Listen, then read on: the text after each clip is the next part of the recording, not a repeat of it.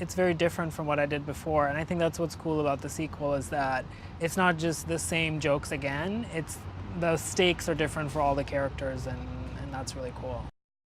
I was so very intimidated to work with him, and then beginning working with him, I was still very intimidated until a few weeks ago.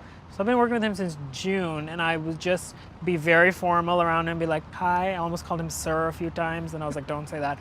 Because he's just such a man, and he's been working out a lot for this movie and not on a strict diet. And so he's kind of like also this character a little bit who's like just kind of rough around the edges, and I'm just like, I don't want to piss him off.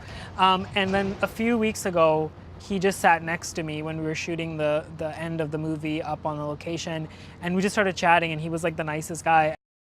One of the best things about working with Ryan is that even though a lot of us have not worked in as many movies and stuff as him or been in the business as long, he treats you like your opinion is just as important as some producer or studio executive or anything, which I think makes for like a really fun like work environment. It doesn't feel like we're making a big giant like corporate movie. It feels like we're just kind of getting together and making something that makes everyone laugh, and then next thing you know, like those billboards are going to be everywhere, and I'll be like, oh right, this is part of something much bigger.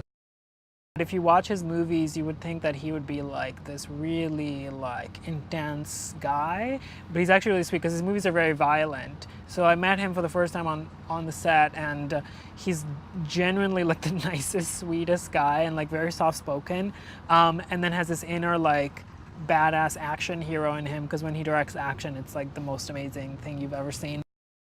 And I just think it takes guts to follow up the first movie, because I think people love it, and so I really respect him for, coming onto this project and kind of making it his own, and it's going to be exciting to see what he does.